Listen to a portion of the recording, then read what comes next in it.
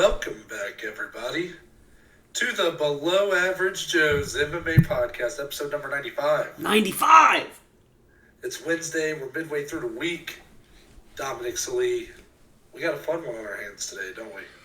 You know, we always love the Wednesdays, and we've had back-to-back special episodes of kind of one-offs, you know? But now we're back to one of our special episode series.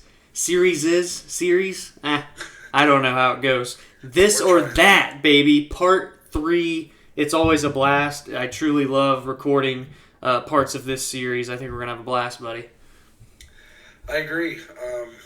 Everything's still going good back home? I am slowly but surely getting the new podcast studio set up, cleaning out the room, emptying boxes, putting clothes away. I'd say on a percentage scale, I'm about 82% there. So we're close, Noah. We are close. Well, how is your moving? Because you're taking my old apartment that I just left. Yeah, I guess we kind of failed to mention that Monday's episode. This is true. But yeah, I am taking your apartment, and I'm slowly but surely moving everything over here. I mean, it's right down the street from where I currently live. Yeah, that is very convenient. But I started today with bought a TV, got a router, so right now I'm recording in the new apartment. For the first time by your lonesome. By my lonesome, yes. So tomorrow I'll probably grab the rest of my clothes and move them over here, and kind of the last day will be my bed and the bigger stuff, probably this Saturday or something. Oh, yeah. But I would say I'm probably about 18% moved. Oh, so we're the opposite so then. Opposite yeah, now. yeah. So I'm definitely getting that first-hand perspective of how awful it is to move. But yeah, it's not fun. I'm trying to break it up because I hate moving. So I'm just trying to break it up. Yeah, you get small bits and pieces at a time. By the time Saturday rolls around, you're going to be at 82%, and then it won't be too bad. Yeah, see, this is why I keep you around. Yeah, exactly. The only but reason. anyways, this is a Wednesday episode, so it is just a bit extra special. And today we are doing one of our favorites. It's a series we have. It's part 3 of This or That.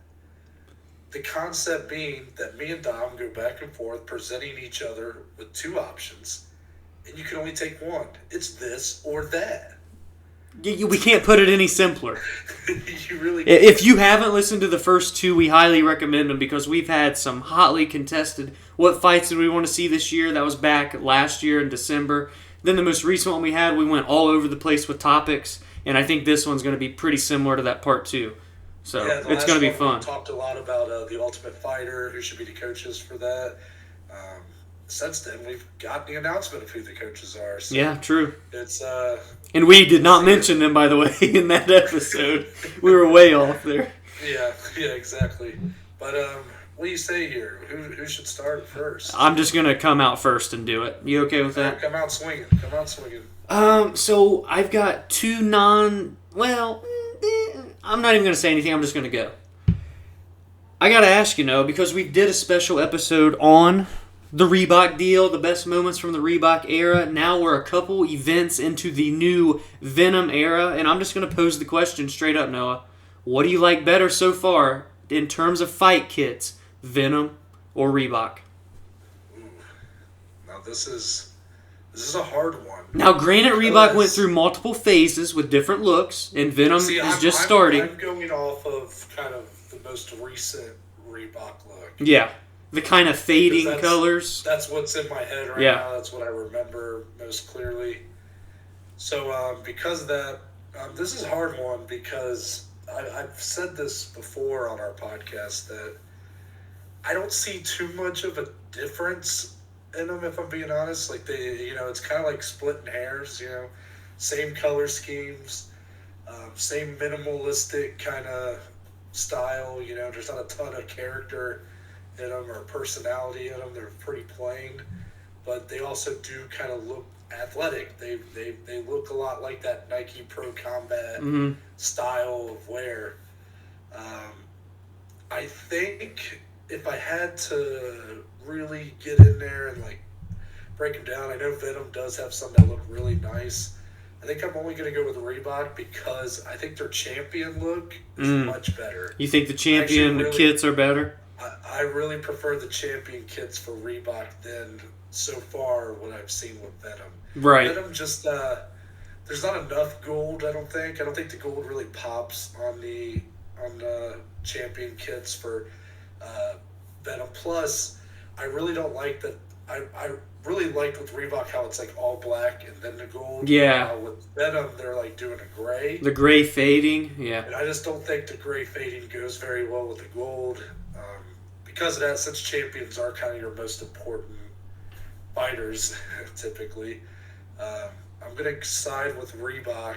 Venom obviously has a long way to go. They can completely kill it by the end. And I will say that my vote will change depending on how they treat some of our fighters that have more distinct personalities, like Bryce Mitchell. Oh, we definitely need some Venom camo trunks for Bryce. And maybe even some other guys from other countries wanting to, think of like boxer, like Butterbean. Yeah. Wearing the red, white, and blue. Or even MMA related, like Tito and Chuck. Yeah. Fire and Ice. That. Yeah. So if they even do little things like that, then I'll be more on their side. But that's the only difference I can really come up with at this moment. I respect it. What would be your thoughts on if for the champion kits, they went with the primary color as gold? Like all gold trunks with like the black letters or gray letters. Do you think that would be better? What are your thoughts on, or would that be too similar to like the yellow fight kits for Brazilian fighters and such? I think I like a lot better doing the black with the slight gold infused. An all gold look might be too much. I'd be interested in seeing it, but I just think it might be a little too out there. Yeah. Considering that the rest of the UFC's fight kits are very plain, they're very straightforward, solid colors. I think that gold would just stick out too much. Yeah. While currently it's mostly black, and then you just got a little bit of gold on there to kind of make it pop. And I thought Reebok did a great job at the end, especially like with the newer ones that they had. The tight, because I've always preferred like the tight shorts, like as opposed to like the baggy ones. I just think they make you look more like an athlete for some reason. So those, I'm thinking like Robbie Lawler rocking. The champion look, like that's what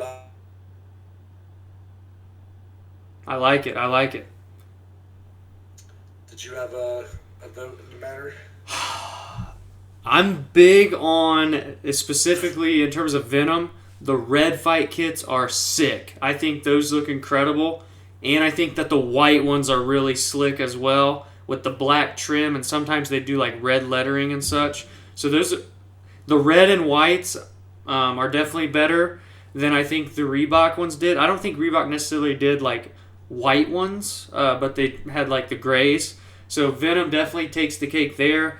The championship ones I'm kind of dead even on. I don't really sway one way or another yet. And then like the blues, yellows, the greens, we haven't seen too much of it yet, so I need to see more of those other three colors. But I do think over time, just like Reebok did, Venom will continue to evolve the gear, grow with the times, what's becoming trendy with athletic apparel. So I think this is a good start for sure. Like I think in terms of their beginning kit and what Reebok's was, Venom takes the cake there. So I would have to imagine they can only get better and better. So yeah. No, that's a very fair point. I would even go as far to say that by the end, depending on how long this partnership with Venom goes, Venom should be better than Reebok by the end. I mean, they had the blueprint. They got to see what worked and what didn't. True. With Reebok. So they should be able to take what worked and implement it somewhere into theirs. And they're a much more MMA like-minded organization and company as a whole anyway. So that kind of gives them the upper hand, whereas Reebok was so new to MMA, they really had to grow, evolve. We saw the errors that happened early on. So I think that's a big hand and strength for Venom so far. Right, so I'm going to go ahead and give you my first one. Hit me. Come on. I'm not going to like it, I don't think. So this involves two prospects from two different divisions. I really got out there in this episode. Oh, boy. So these are two of the bigger prospects that have been on the rise. They're kind of, they're in the top 15, creeping towards that top 10. Yeah, yeah. But my question for you, which prospect becomes UFC champion first? Oh, okay. I like this. If either one of them does, who would be the first one to do it? Now I got the men's featherweight division, Sadiq Youssef, and the men's bantamweight divisions, Sean O'Malley. Oh, wow. There's a lot of variables in this one, I think. Well, it's actually interesting you bring up Sugar Sean because he's going to be my next question I pose to you in a different light. So I guess I'll start with him. His striking's impeccable. We've seen how crispy clean it is, but we've seen some very high injury proneness to Sean, and that is never a good sign, especially in a sport like MMA. As for Sadiq, he did have a long layoff between his last two fights. However, before that was pretty active in the UFC to that point. He has, of course, fallen most recently to Arnold Allen. Sean O'Malley fell to Chito Vera, but has since bounced back. So it's like, okay, well, will Sadiq get that same opportunity to bounce back? We shall see. And I think you just have to look at the strength of the divisions. And honestly, both of those divisions are so stacked. It's like, it's going to depend on the matchmaking. But truthfully, if you look at who the UFC is pairing each man with, Sadiq is being given the tougher challenges, the higher-ranked, bigger-name opponents, at least I think so far. In terms of Sean O'Malley, yeah, he did get Chito Vera, but he still was not ranked at that point when that fight happened. And then he fought a guy like Thomas Almeida, who was on a 3 or 4 fight skid. His next fight just got announced, which is against Luis Smolka. So, as big of a superstar as O'Malley is compared to Sadiq, and the UFC definitely realizes that, they're pushing him at a much different pace. So it makes you wonder, does the UFC not see as much potential in terms of beating higher ranked guys for Sean O'Malley? So they're giving him quote unquote easier fights. There's no easy fights in the UFC, but to kind of just pad up more wins, or do they believe more in Sadiq, and that's why he's fighting another up and comer in a guy like Arnold Allen. Both guys were on an absolute tear going into that fight.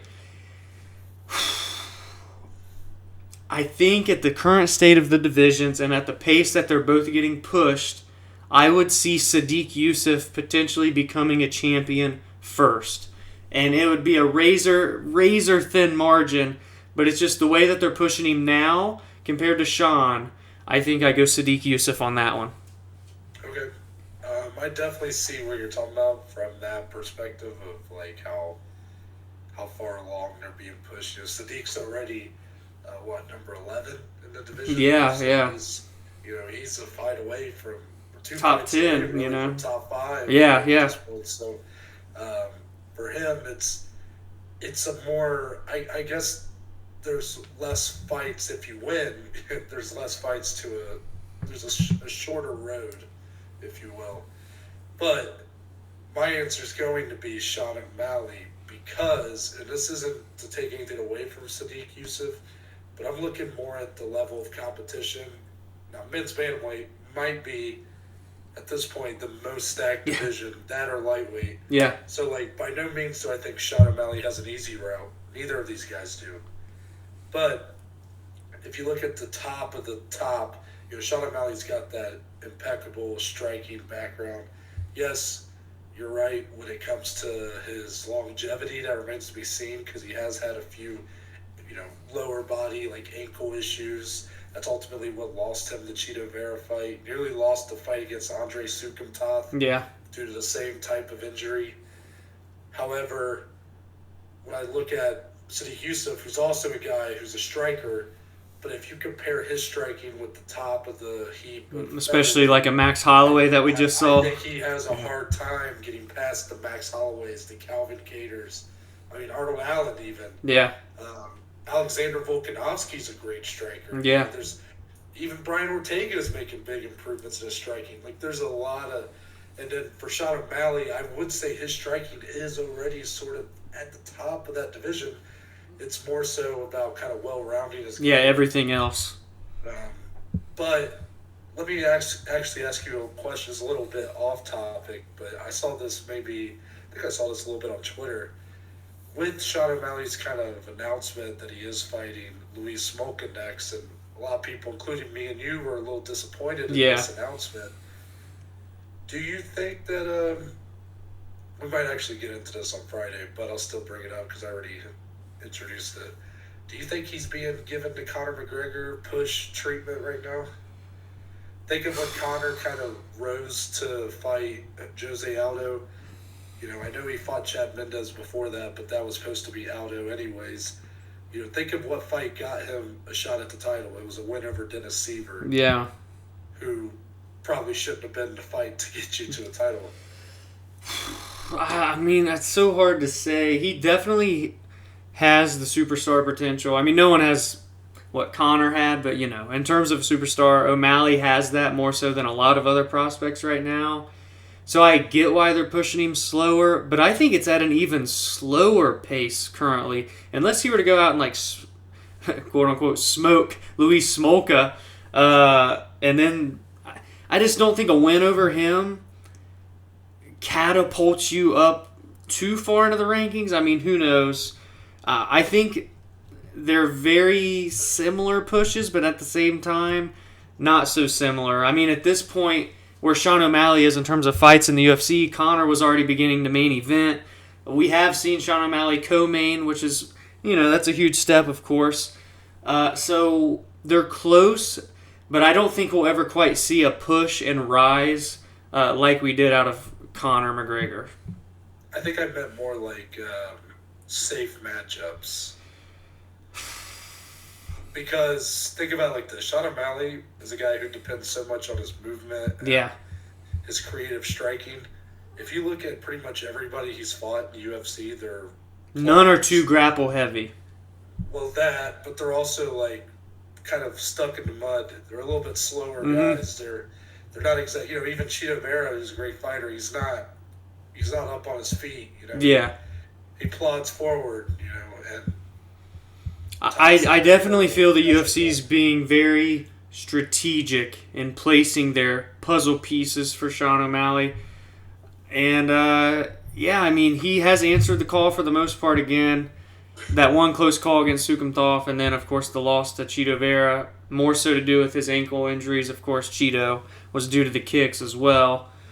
But I see in terms of the styles of the fights for both Conor and Sean in terms of their rise to stardom, they both were given relatively good stylistic matchups. Now, anything can happen in a fight, obviously, but still, the style is their setup for success. Yeah. Cool. You want to go ahead and take it away with yours? Yeah, so, I mean, mine is also related to Sugar Sean, so he's technically, obviously a pretty big star, clearly. Yeah. So, like you mentioned, we were both upset with the fight being scheduled with Luis Smolka, and I feel like we're going to talk about this again on Friday in the news, but here we are now on Wednesday talking about it. But I want to ask you, because I think either one of these two options should have been next for Sean. I just think he is that level of a striker to compete with these top-ranked guys, top 10, top 15 guys. So I'm going to throw out the two names that were rumored to be his next fight and what ultimately did not turn out. But if it would have been not for Luis Smolka, which one of these gentlemen would you have preferred to be Sugar Sean's next opponent? Dominic Cruz or Pedro Munoz? I was really expecting your boy Ricky Simone to be on there. But out of those two matchups, I'm definitely going to go with Dominic Cruz. And the reason for that, it's actually probably the tougher fight for O'Malley. Now, Munoz would be a tough fight. Don't get me wrong. Pedro Munoz could likely win that fight. But what I was just saying, as far as kind of the opponents that O'Malley's been given so far, they don't have a ton of movement in their game. They kind of plod forward. Sure, they might pressure, but it's not. It's just a strategic right pressure. You just don't see a lot of movement in these guys like Cheeto Vera. Dominic Cruz is all movement. All movement, all the time. And I think that could be a really fun fight, and it's a huge test on the feet for Sean O'Malley. I get it. The UFC might not be so willing to throw this guy to some power grappler and watch him get mauled for 3 rounds. Yeah. Because, that's not really fun for anybody, right? Well, fine. Let's have a 3-round war on the feet, or 5 rounds even, because that could be a headliner of a fight night. Oh, yeah. And you just let those 2 guys do some beautiful striking, show just some really good technique. And it really shows maybe how far along Sean O'Malley is in his development right now. Can he hang with someone like Dominic Cruz? Casey Kennedy proved he can hang with Dominic Cruz. Yeah, very good fight. And I'm not saying Sean O'Malley, even if Sean O'Malley loses to Dominic Cruz, if he puts on a performance like Casey Kennedy did, right, then your stock's not going down. Because I don't care what Dominic Cruz's ranking is, he might still be the best bantamweight in the world. Yeah. Like, he's that good. But I digress. That would be the matchup I would pick. Yeah, I'm going to have to agree with you. The Pedro Munoz one is very intriguing because of the power striker versus the Chris technical striker perspective, and Pedro is a very well-rounded guy. And I get to even see a fight like that between him and Sean, with Munoz trying to come out and grapple, to be honest. We don't get to see that much from Pedro, but he is very decorated on the ground. But yeah, Sugar Sean and Dominic Cruz, a striking clinic from both guys. Very different styles, but so similar at the same time. So technical and precise with their striking. Sean with the power advantage for sure over Dominic, but the movement and elusiveness of Cruz is something so special that we've really never seen really from anyone else. And the closest man is Corey Sandhagen to his movement. So definitely Cruz versus Sugar Sean for me as well. Cool. My second one is going to be kind of similar to yours, the way yours was set up. Kamaru Usman. Yes. Coming off a big title victory recently over Jorge Masvidal for the second time. The guy's kind of made it. He's now. He is becoming a superstar. Superstar, but not only that.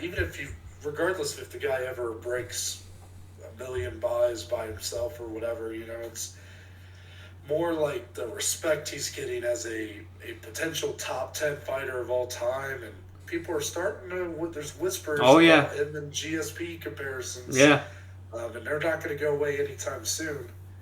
But Dana's made it very clear that Usman's next title defense will be the rematch with his, I guess, arch rival, if you will, Colby Covington. But Kamaru Usman's manager, Ali Abdelaziz, was in an interview, I think last week or so, and was saying that he didn't think that Colby had earned the right to fight Usman again. That they felt like he needed another fight, whether it be winning a fight against Masvidal or the winner of Thompson and Burns, or even I think throughout the idea of him stepping in to replace Diaz fight Leon. I heard that as well. Now, is a lot of this maybe hearsay and just kind of, trying to get in Colby's head? Maybe. But he threw out 2 interesting names that he said were more deserving of a title shot right now. 2 names that haven't even been really talked about as potential title matchups right now. But I wanted to see, Dom, if Colby wasn't next, who would you rather see fight Usman for the welterweight title? Michael Chiesa or Vicente Luque, number 6 and number 7? Did you like how I said, would you rather? Yeah. Not go with who's most deserving. I would rather see Vicente Luque because this man is an absolute beast of a man. And coming off of that, submission win over Tyron Woodley, just looks so good. And before that, he's in all of these wars he's fought so many high-level guys already, and he's still so young. He's 20-7. He goes out there and finishes fights. he has such a unique style to where he will stand and bang with you, but on the ground, I mean, we literally just saw what he did to Tyron Woodley. Like, this dude is legit as they come on the ground as well. For Chiesa, I just think him and Usman, it's a bad matchup for Michael. I think he's a great fighter, a great grappler. But when you're talking about a guy like Usman, who is easily going to match your grappling skills, if not be a little bit better, plus Usman definitely has the advantage on the feet, I just don't see a path to victory for Chiesa in that fight. But for Luque, the power's there to threaten Usman on the feet. Vicente's not afraid to get hit and keep pushing forward. Now, honestly, anyone who takes a right hand like Jorge did, you're probably going to sleep. But if that right hand doesn't land, Luque's going to keep coming at you. He's essentially the welterweight Korean zombie, and he just keeps coming. And on the ground, while Kamaru is going to be the better overall grappler wrestler, Luque's no slouch down there. And in the terms of BJJ, we've not seen Usman tested too much. So I just think overall it's such a better fight. I think he has better chances, more paths to victory. So yeah, I go Vicente Luque there in terms of the more exciting fight, the better matchup. Really, any check boxes that you wanted me to check off, I think Luque checks them all. If I had said who's more deserving, would you still pick Luque? And I'm just going to throw out a stat for you to help you out here. Chiesa on a 4-fight winning streak. Luque's on a 3-fight winning streak. I mean, when you look at the latter two wins for Chiesa against Neil Magny and then RDA, obviously that's super impressive. And we know how everyone respects and loves RDA. But then you look at Luque, former champion, he defeats Tyron Woodley. Then he beats Randy Brown, Nico Price. But he's finishing these guys. I would probably still pick Luque, man, but it's razor thin in terms of the deserving key word there.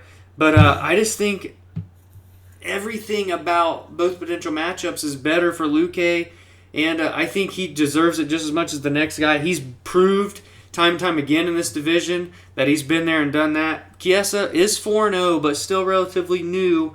But Luque's been in there with the guys like Wonderboy and such even before. So I would go with Luque again on the deserving side of that question as well. Yeah, I think I'm going to agree with you. As much as I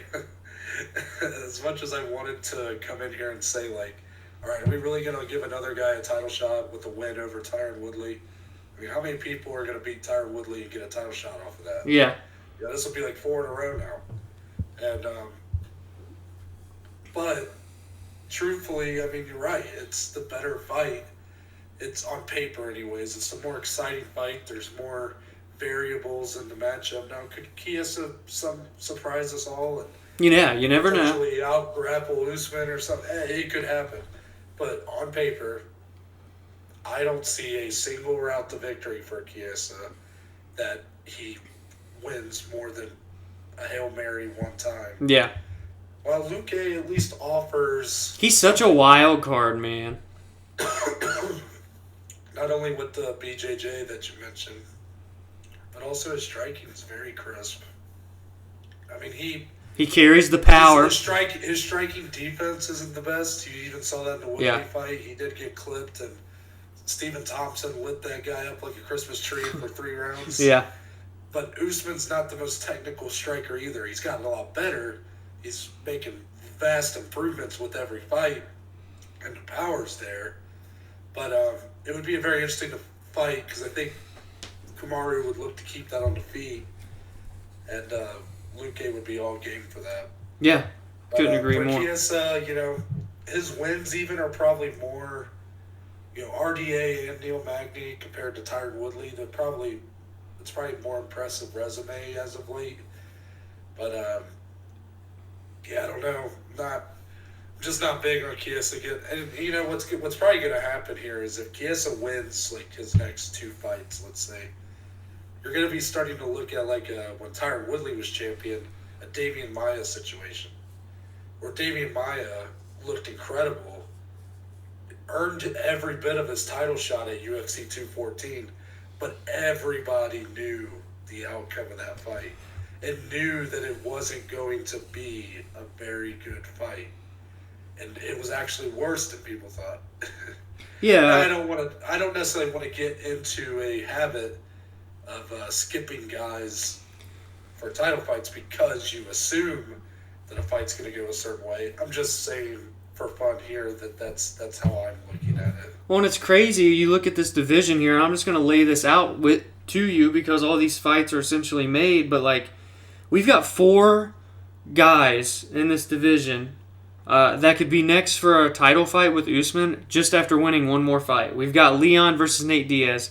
Leon's already unbeaten in his last 9. If he beats Nate, that would be unbeaten in his last 10. It's a rematch, years in the making against Usman. He's number 3. He couldn't be denied anymore. That's number 1. Stephen Thompson's fighting Gilbert Burns. If he wins, that's a brand new, fresh matchup for Usman with a lot of fun variables. He should deserve a title shot. Michael Chiesa, regardless of who he fights next, you could argue, okay, he would be 5-0 if he wins his next fight at welterweight. Obviously, 5 straight wins. He probably deserves a title shot. Then you look at Luque, who just, when he wins, starches everyone. So he could be 1 win away from a title. Oh, and by the way, if Gilbert Burns beats Wonder Boy, does he already get a rematch after just 1 win? So this division is just so crazy. There's so many talented fighters in this top 7, like so top heavy. There's just so many options for Usman. So I really think his management team, will be playing their cards very close, observing all of these fights coming up. But I'm going to be honest, I would be utterly shocked if Chiesa or Luque or anyone was going to fight Usman next and not Colby. I'll put it that way for sure. Well said.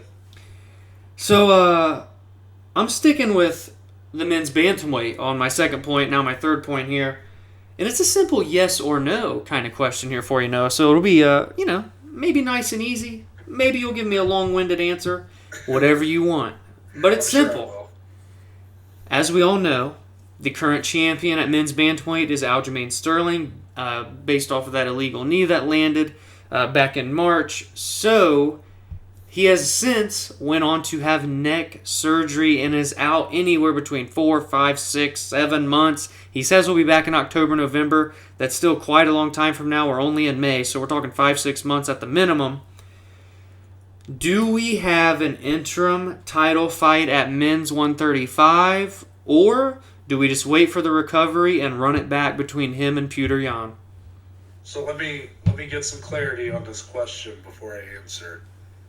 Are we assuming that he will be back by the end of 2021? That is what he's saying. However, many people are thinking, dude, you're having a neck surgery. That's a risky kind of timeline for you. You might want to take some more time off. But he has said October, November.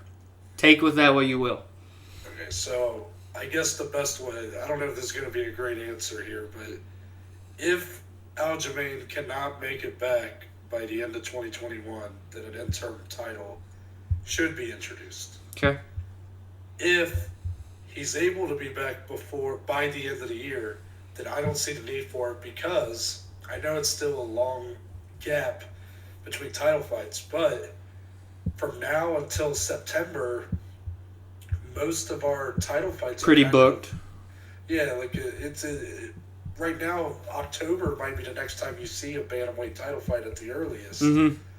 So if Aljo's ready to go in December or November, then I don't see the need to do it, because it would be a lot like when Colby Covington got an interim title, and 2 months later, Tyron Woodley beat Darren Till for the undisputed title. So it's just kind of muddies the waters a little bit. But if Aljo can't go by the end of the year, which is what I'm expecting, I mean, as you said, you don't think he'll be surgery, okay? I just imagine that. I think it's like best case scenario, he's back in November, December, but too much, these guys are rehabbing. They're still training physically in some way. There's bound to be setbacks. I mean, they expect it to go 100% smooth would just be ridiculous. So I'm going to say that's how I'm going to answer it, is yes, if introduce an interim belt, if he can't be back by end of the year, no, if he can. Yeah, I feel like that's kind of the best answer to give, because, again, it's all like, okay, how's your recovery going to go? And I think that is the fight to make. Obviously, you have to run that back. Aljo having the better of the early fight. Petr Yan coming on very strong and began to dominate that fight before the illegal knee. So I am 100% fine with letting them run it back should he return this year. If he cannot, say he's not back till February, March, April of 22, I don't think you sit Petr Yan on the shelf that long, especially when you have a plethora of guys, the Corey Sandhagen and TJ Dillashaw fight getting rescheduled in a couple months. Rob Font fighting Cody Garbrandt. I mean, there are guys that can earn an interim title shot against Yan. So, yeah, I'm kind of going to agree with your exact answer there. Should Sterling return by the end of the year, let him sit with the belt, and then we'll run it back. If he cannot return in the calendar year of 2021, let's go ahead and get an interim belt on somebody and get an official number one contender for next year. I agree, because if you look at how interesting this division still is, it's too interesting to be having the title held up like this. Oh, yeah. I'm not blaming Aljo for, obviously, his neck issues. Yeah. Like, that's out of his control, and really a lot of this situation is kind of out of his control, and it's kind of unfortunate. But look at, not only do you have Petr Yan, who was dominating the latter rounds of that fight, but you do have Aljo, who was the clear number one contender. Then you got Corey Sandhagen and TJ Dillashaw, who are looking like that fight's going to be rescheduled for some time later this summer. Corey Sandhagen looked unbeatable besides when he ran into Aljo. Yeah. And look at what he did to Frankie Edgar. TJ Dillashaw, two-time champion, never lost his belt, just got popped for PEDs. That's why we haven't seen him in 2 years. And it wasn't even at this weight class. You got Rob Font, who's kind of the biggest question What mark, a sleeper. I would say. Yeah. Yeah, the biggest wild card, I would say. You know, a guy with really good boxing, but... And arguably, he's fighting the biggest star in the division in Cody, you know? That's what I was going to say. If Cody beat... You guys won't... A lot of people listening have kind of... In case you forgot, Cody Garbrandt is a damn star, and if he goes out there and knocks out Rob Font, don't tell me that the UFC isn't going to be interested in putting him back in the title. They'll be all over that, man. It'll either be him potentially skipping over the winner of Sandhagen Dillashaw, which I know nobody's going to be happy about, or they're going to send him back down to flyweight to fight. And gets to get a title fight. Yeah. So this whole the top of this division is so interesting, but right now, like this, there's a lot of stagnation because you got a champion who's got this long layoff who really doesn't feel like the legitimate champion, and Petr Yan shouldn't take a fight unless it's a title fight because he was winning that fight and he was the champion, and it's just... Oh, yeah. If I'm Yan, I'm sitting. It's a messy situation, but I stand where I'm firm in what I said as my answer. I love it. All right. My number 3 here. I'm trying to think of which one I want to do. I'm gonna go with this one is definitely one of my more out there ones. Dom, which UFC record is more surprising to you? What in the hell? The most UFC pay-per-view main events, which the number is 18. Do you want to take a guess at who that is? I think it's Anderson. Nope. No? Randy Couture. Oh, wow. Really? Randy Couture. Or the highest takedown accuracy in UFC history. Minimum 5 UFC fights and 20 takedown attempts. 77.8%. Do you want to take a guess? So you're a stats guy now. Do you want to take a guess at who that might be? Is it Tyron Woodley? No. Oh my gosh, you're just going to make me look like an idiot. I see the whole point of this question. It's Robbie Lawler. What? Minimum 20 takedown attempts, 5 UFC fights. Robbie Lawler has takedown accuracy 78%. Easy answer. I'm shocked that Randy Couture holds the record for 18 UFC main events. That shocks me. I know he was a superstar in his day, but man, I mean, it's hard enough to have 18 fights in the UFC, let alone 18 main events. Whereas for Robbie Lawler, he's known as a brawler. I've never seen the damn guy on his back, really. So I'm not too surprised the more and more I thought about it. But yeah, Randy Couture, 18 main events. That's wild stuff, man. Obviously... I don't know if you realize the second record there. I'm saying that Robbie Lawler has the highest accuracy for his takedowns. Oh, I thought you said takedown defense. No. Oh. Minimum 20 takedown attempts and 5 UFC fights. Robbie Lawler has the highest accuracy in his takedowns, 77.8%. Okay, I'm switching. Robbie Lawler, man, again, like I said. I was listening to your answer, and I'm like, I don't know if I'm... Dude, I can't recall in my brain, especially in the last, 8 years, when Robbie Lawler has been on the ground unless he's getting knocked out or knocking someone out. Strictly UFC performances, too. Isn't that crazy? So that means he has had over 20 takedowns in his UFC career, and I can't recall one of them. Not a single one. Yeah, I'm switching, man. Both of these are absolutely mind-boggling. I hope people listening are just mind-blown as I am. But, man, a brawler and striker like Robbie Lawler holding a 77% takedown accuracy rate, yeah, that's taking the cake for me, dog. In a very tight race, may I add. Wow. I need a break. I'm going, woo. You scrambled my brain. Yeah, do you like that one? I'm also gonna go with Robbie on this.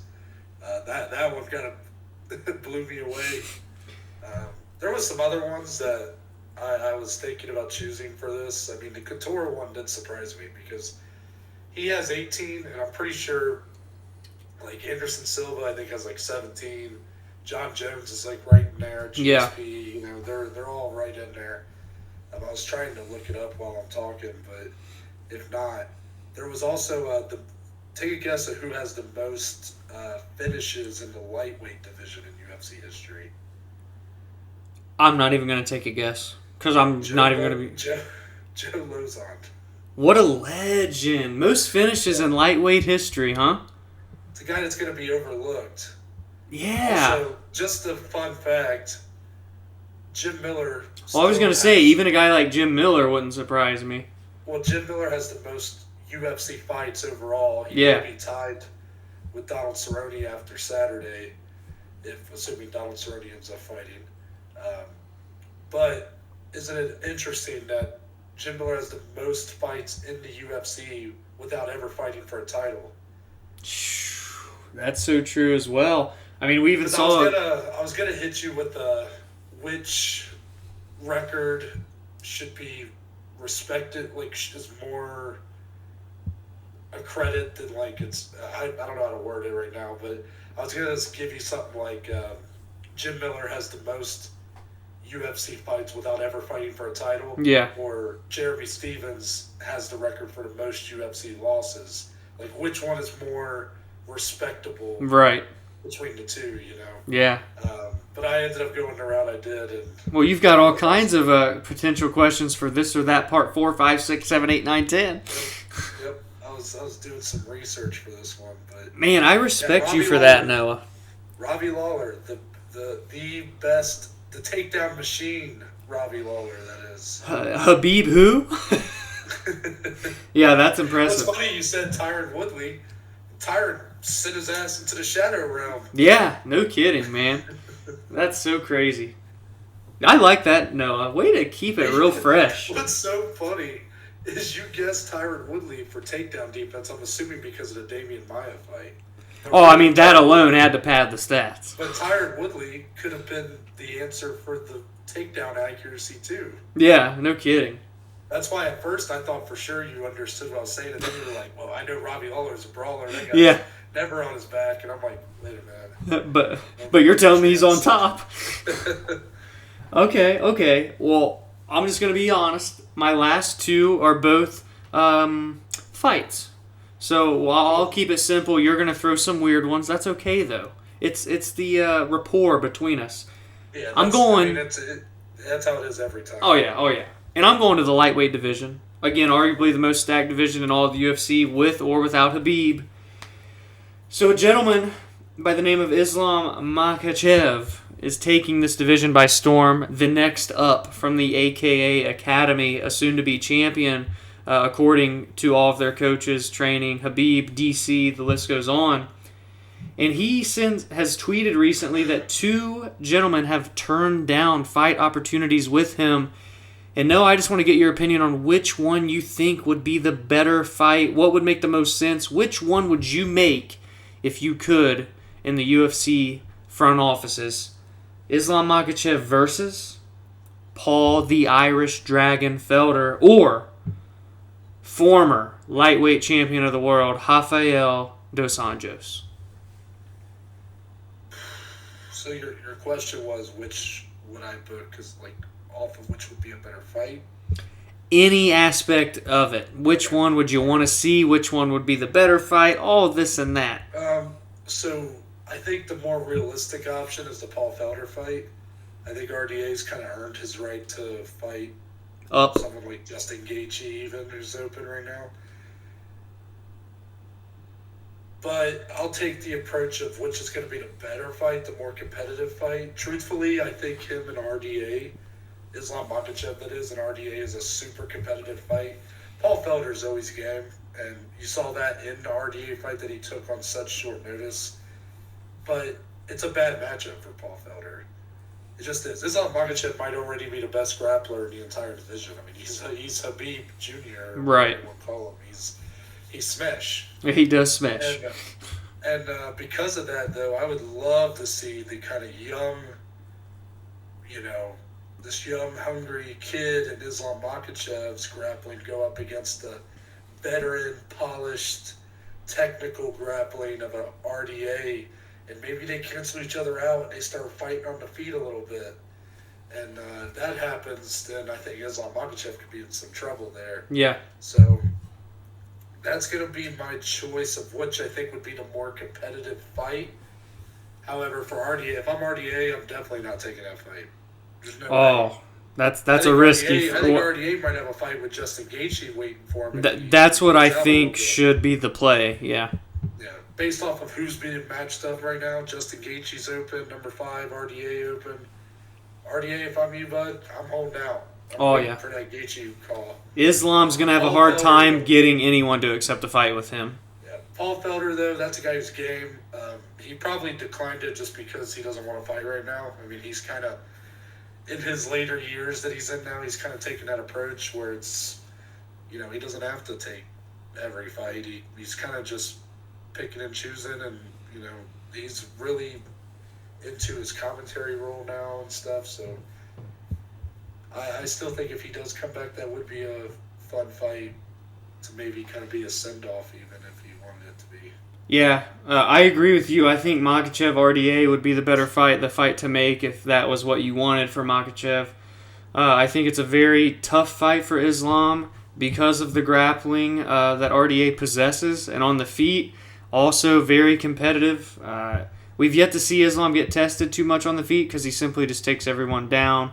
So it would be very fun. I think Felder would present a very tough test. However, we saw the grappling of RDA really get the better of Felder. Now, granted, that fight was on 5 days' notice. I get that.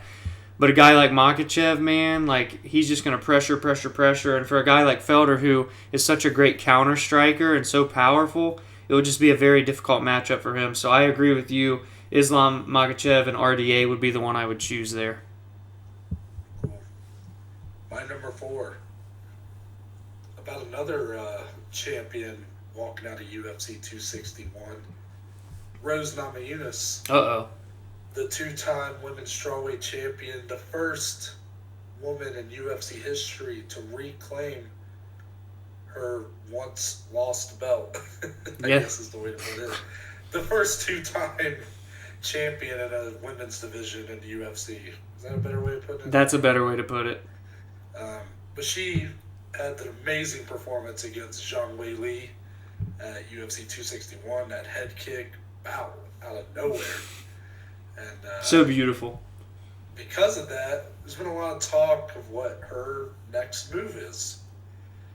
Kind of the one for people like maybe me and you, the option that maybe we we both seem to be more supportive of, the one that makes more sense if you're going off of rankings and whatnot, is the winner of Carlos Barza and Yan Xiaonan. However, it doesn't appear to be what the higher ups are going to be wanting to do. So Dom, two unpopular options for us as her first title defense. Would you rather see Rose Namajunas defend in a rematch with Zhang Weili or in a trilogy fight with Joanna Jędrzejczyk? Oh, Noah, I'm going to leave. You knew I was going to hate this. I knew you were going to hate this. Listen. Rose is 2-0 against Joanna with a knockout and a 5-round decision victory, and 1-0 against Zhang Weili with a first round 1 minute 18-second head kick KO after Zhang Weili only had one title defense. Neither, however, since you're making me pick, it's like Impractical Jokers where if you lose the episode, you have to do the punishment no matter what. That's what you're doing to me right now. Even though I didn't lose anything, you son of a bitch. But I guess I would go Zhang Weili just because we've already seen Rose and Joanna twice. I don't want Joanna to get another title fight, at least without getting another win first. So I'll go the immediate rematch with Zhang Weili if that's what the UFC brass is looking to do. However, of course, as Noah mentioned, the fight that I think should happen and is most deserving and makes the most sense is Esparza and Yan Xiaonan winner. And then I think you should do Zhang Weili and Joanna Jędrzejczyk the rematch in a 5-round fight night headliner, or even a fucking pay-per-view headliner after the fight that they had last year, and make that a number one contender fight, because everybody has been wanting to see that rematch anyway, so why not make them fight to earn a title shot? That's what I think should happen. But again, however, to reiterate, because it's this or that, Noah said Zhang Weili or Joanna. I'm going Zhang Weili in a rematch with Rose. Since you made me pick it and you're very mean co-host. I 100% agree with you in your assessment of this. I know what a fan you are of seeing this rematch, so I would hate to pick another option because I know how much that would hurt you. In all seriousness, I'm not completely opposed to this Zhang Weili rematch. I've said that. It's not necessarily, it doesn't make a ton of sense. Again, you mentioned the reasons. One title defense only, knocked out in just over a minute. Can you really warrant a rematch off of that? Like, that's not a, there's no, it's not a long title reign.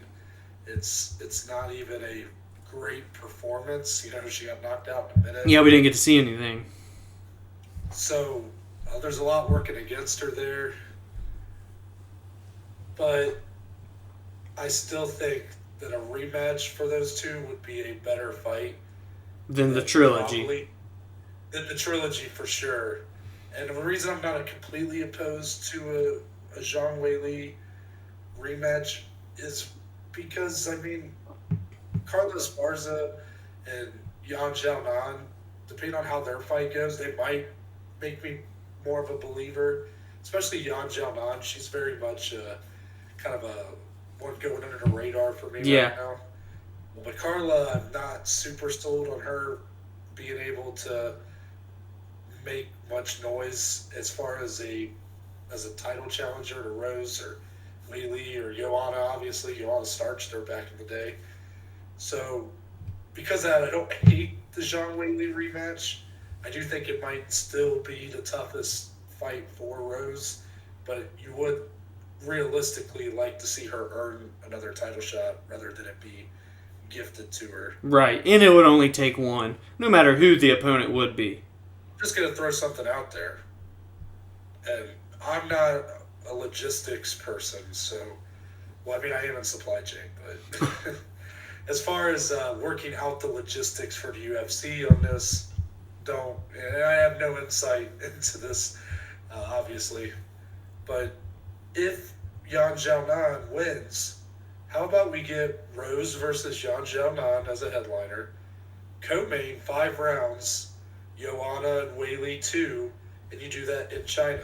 Yeah, it sounds to me like you just had $1 billion idea, Noah. So because you might want to DM Dana White. You had Zhang Weili defend in America, and it appears, all 4 Asian fighters on that card went 0-4. So it sounds like the travel might have potentially been not to take anything away from the people who won, but you could argue that maybe that travel was a bit hard on them. So then you do the reverse. Okay, Rose, now you go defend in China, whether it be a Jianan or a Whaley rematch. That's what I'm just throwing it out there. I love everything about that. If you do the rematch, then guess what? I think Joanna should fight Yan Xiaonan. Yeah. It'd just be a 3-round fight. Yeah. I love it. I love that. In China, 2 Chinese fighters. I love everything about it. That's a great idea. Get the spotlight. Everybody wins. Hey, UFC, hit us up. Just saying. The phone lines, the emails, the text messages, we're open here on the Joes. Rose is a thug, man. She'll go into enemy territory. Look what she did when she fought Jessica Andrade the first time. She did it in Brazil. Yeah, exactly. Pieced her up for 2.5 rounds before getting slammed on her head. Yeah, it's crazy. Then Andrade went to China, lost her belt. Zhang Weili comes to America, loses her belt. Granted, she got a win in between. Now, we'll just send Rose to China this time. Why not? Yeah. But yeah, I'll leave it there for now. The 5th and final round, dare I say. Mm-hmm. We're going to the big boys. The Big E boys. Well, he's not going to be mentioned, but the big boys. The Ohio boy, Noah. The greatest heavyweight of all time, Noah. Stipe Miocic. I don't know if you've been seeing what he's saying on social media, but old boy's wanting to pack on some size, get up to about 250 pounds, and get ready for his next bout. But the question here I pose, what is going to be the next fight for Stipe Miocic? And those options are the trilogy bout with Francis Ngannou for the title, an immediate rematch necessarily, or it would be for Stipe, should I say, or, as we know, there's a lot of drama going on in heavyweight now. Right now, what's going on with John Jones? Is Derek Lewis fighting Francis? It's looking like that's what's going to happen, according to the Ariel interview with Derek Lewis especially. So John Jones is kind of just floating right now, it seems. Lost his management, looking for new management. A lot of question marks. So does our boy step in and get the trilogy fight in his next bout with Francis, or does he welcome Mr. John Jones to the heavyweight division, winner getting a title fight next? Oof, man. I think he should fight Jorgen De Castro or Carlos Felipe. All right, and that's all we've got for you, you guys today. We're signing off. No disrespect to those guys. Sorry. You just love bringing up that fight. That's all. That's all. I hate that fight so much. Don't be surprised in part 4 of the series if I ask you something about that fight. I'll quit. I'll let it be the Below Average Joe podcast featuring Noah Baker. Wow. Yeah, it gives me some ideas. Okay. So, to get to the question, Noah. As your option, I'm stalling big time because I hate both of these. I hate both of them. Good. I'm glad I gave you one of those. I mean, they're both great fights. Like they're fights I'd be really excited for, really anticipate. They'd be big sellers, I'm sure. But I think Stipe might lose both of them, and that's why I'm a little nervous about seeing either one because I'm kind of wanting to see old boy ride off into the sunset. Yeah. As the greatest heavyweight of all time. Right. Now, would a loss to Francis or John really, diminish his legacy at all? I don't think so. I think his legacy's pretty much been cemented. But, yeah. We were saying if he beat Francis and then beat John Jones, we're talking he GOAT. would be the best of all time. So then if he loses to both those guys, it just kind of puts him in his place more than I really want to see. I kind of just want him and Jones to be like a what if, because I'm so nervous that Jones might starch him. But I am going to go with the Jones fight because does Stipe earn, does he deserve like an immediate rematch? Probably. Look at what that guy's done. He most consecutive title defenses. He's a 2-time champion. Came back from a lot, injuries, the eye issues he had with the Cormier fights. He gave Cormier a whole ass trilogy. Gave Ngannou the rematch. Ngannou deserved it, don't get me wrong. But after really starching him the first time. But for Ngannou, the way that Stipe got knocked out in that second fight really just didn't have much for Ngannou, to be honest. Like, even on the grappling end, he just didn't seem strong enough. And Ngannou just looked like he was a lot smarter. Well, what are your thoughts on the 250-pound version of Stipe that we've been hearing? It's interesting because, that would be a way to kind of counteract that, is to put on some more muscle, some more weight, and then you're a stronger guy in there. But truthfully, I don't know if it matters against Ngannou, because even if Stipe's at 265 pounds, he's not going to be as strong as Ngannou. He's not going to hit as hard as Ngannou. So to try to play his game, or however you want to call it, I feel like Stipe's biggest benefit was when he was weighing around the 230s, because he was faster. Yeah. He was, lighter on his feet. He could go all 5 rounds, things like that, without ever getting winded. I think he might lose some of his strengths by trying to put on size, by trying to tailor himself to more of Francis's strengths. Yeah. Which he's never going to be better than Francis at those things.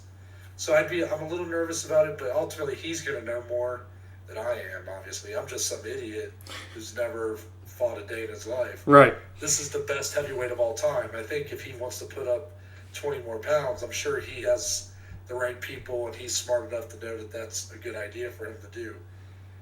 But regardless, the Jones fight's the one I want to go with. It would be really interesting if that was like a headliner, non-title fight.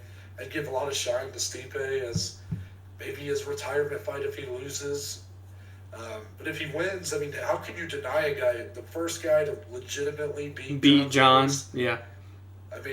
Yeah, that guy deserves a title fight after that. Even if it was at heavyweight, it doesn't matter. Yeah, and we've talked before how we were kind of never opposed to John getting a quote-unquote, warm-up fight, and obviously I've been saying that. Yeah, and obviously a fight against Stipe is not a warm-up fight, but it's more so getting a fight under your belt at heavyweight, and that's why I would choose the same option. I think Stipe and John Jones would be a humongous fight for many, many reasons. It would give John a taste of a heavyweight goat at that, to potentially then go on to fight Ngannou or Derek Lewis, whoever should win that fight. And if Stipe were to beat John, more icing on top of the cake, and then potentially go on to maybe reclaim the belt, or if he were to lose, just retire that way. I think that would be an awesome fight. Stylistically, I think there's a lot of fun X's and O's to really break down in a bout like that. And I think Ngannou Lewis is what's going to be next, and I thought this was a fun little question just because obviously our boy from Ohio in Stipe, but then two polar opposite opponents, but both are pretty, not unrealistic options. So I thought it was interesting, and of course with the 250-pound talk that Stipe's been mentioning, it seems he's definitely going to fight again. That it seems for sure. So I'll be very interested no matter what, who is going to be next for Stipe Miocic. Yeah, well said. Now it's time for my final one, the one to send us out here. You're going to go big too, I know it. I don't know if it's my biggest one I've done here today, but it's another fun one, I think. I really enjoyed this one.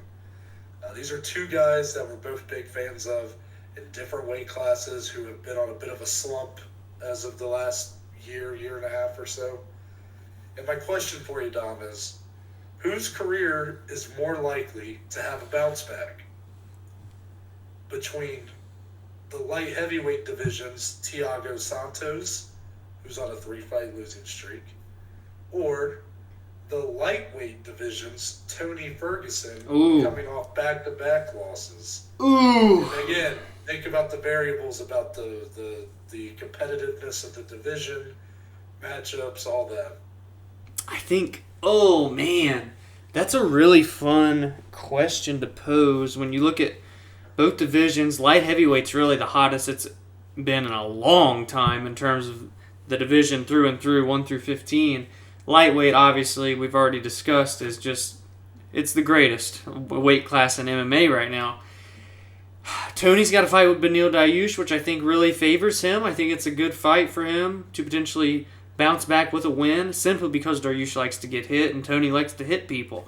For Santos, I saw he's actually recovering from another hand injury, but he does plan to return in the summer. I'd have to imagine he would get paired up with a rematch with Anthony Smith. Of course, they first fought at middleweight, or a fight with Dominic Reyes.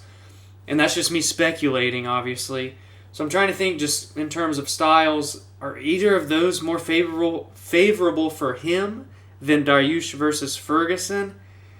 I'm going to go no. I think Tony has the better chance of a bounce back. I think he's just so well-rounded. He's the more well-rounded fighter out of these two, him and Thiago Santos. He has so many weapons. We've seen him go on that unprecedented 12-fight win streak in that division.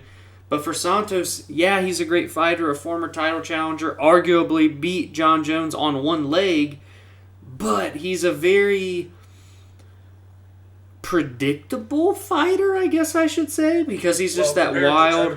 Yeah, especially compared to Tony.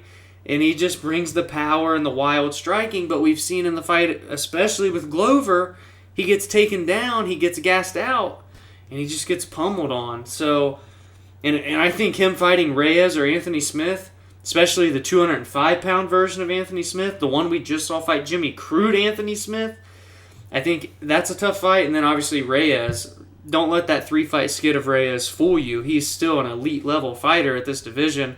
So I'm going to go Ferguson there.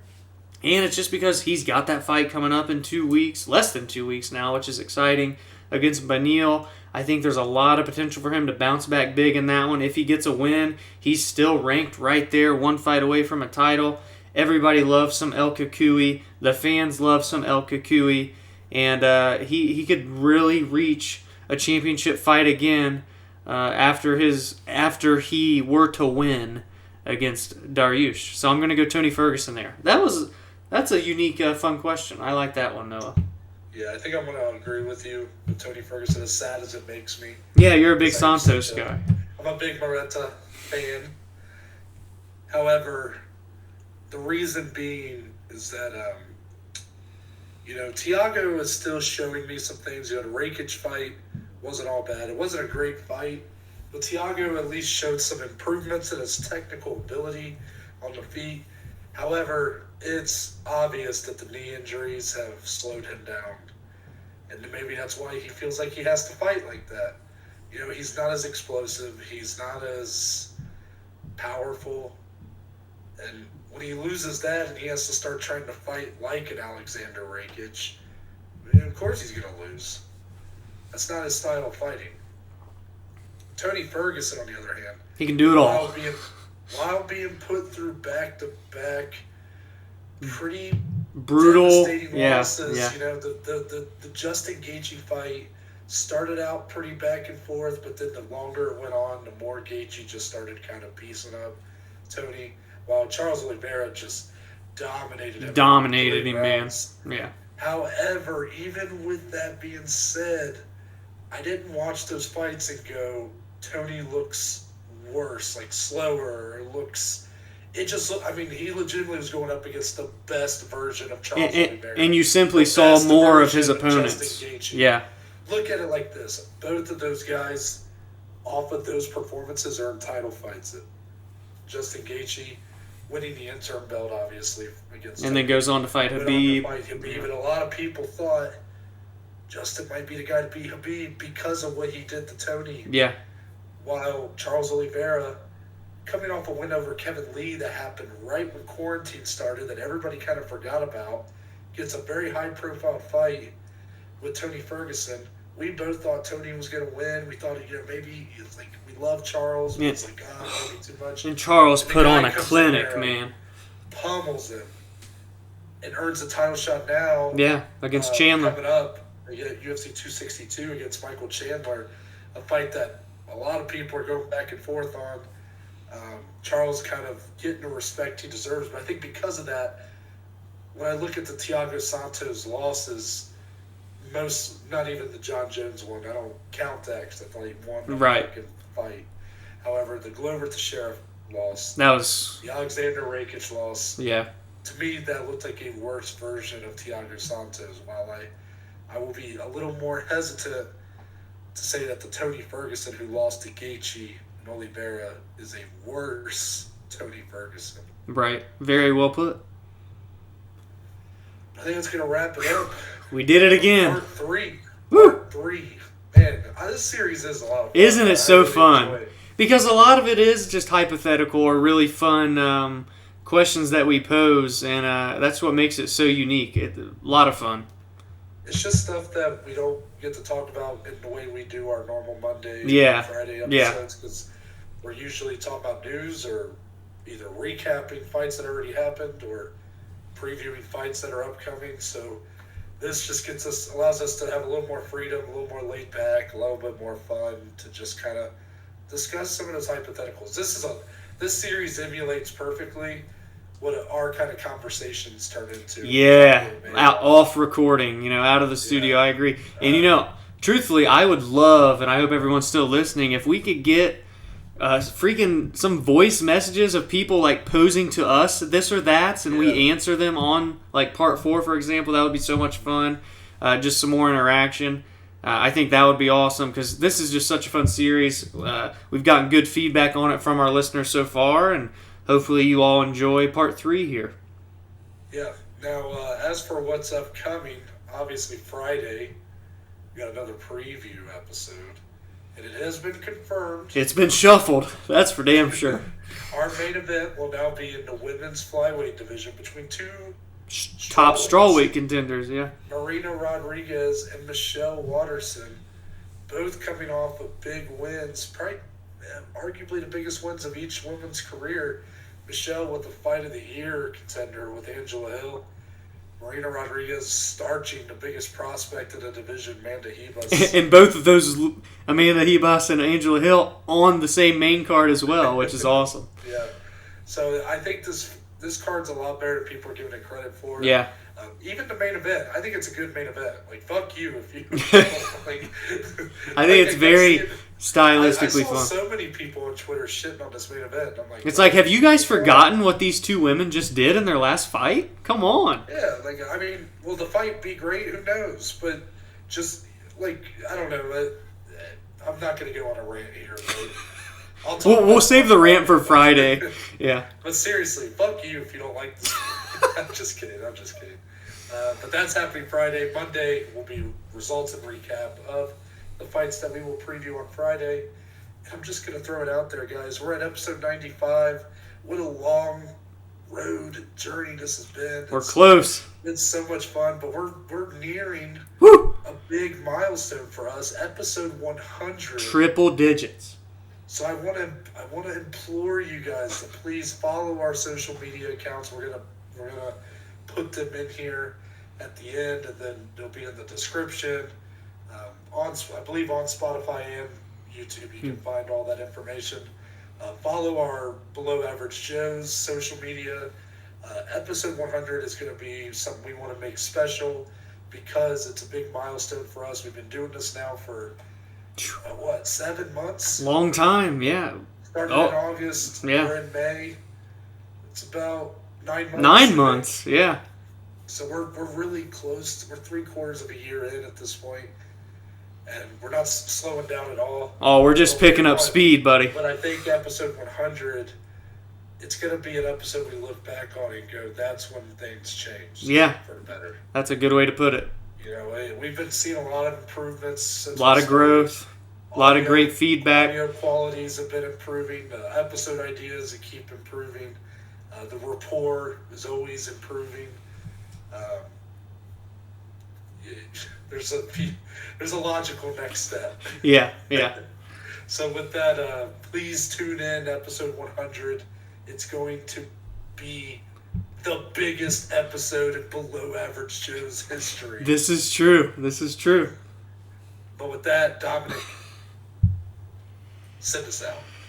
Follow me on Twitter, on Instagram, at dslee14. And of course, more importantly, as Noah just mentioned, follow our podcast social medias on Twitter, on Instagram, at BAJ_MMA podcast. And man, we do have so many big things lined up, so many bright ideas for episodes, content, our community with you all. We're so excited. We appreciate all the support so far, and we hope it just continues because we're not slowing down. As Noah mentioned, we're only scratching the surface. We think big things are coming for the Joes, and we want you all to be a part of that. So follow us there, and of course, Noah, let's finish this Wednesday out strong here. Nice.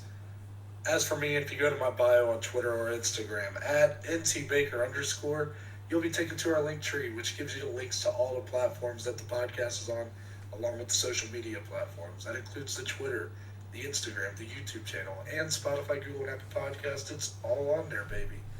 And there's a couple links for the anchor page. First, leaving a voice message. If you have a thought about an upcoming fight, a news story, if you want to present some this or that's for us, you have 60 seconds and you can do it there. There's also another link if you want to become a supporter of the podcast. That just provides us with a few dollars a month, and all that money goes back into improving the quality of the podcast, whether it be audio equipment or down the line doing a video podcast. So again, you can find all this if you go to my bio on Twitter or Instagram at ntbaker_. But with that, we're out. We'll see y'all on Friday.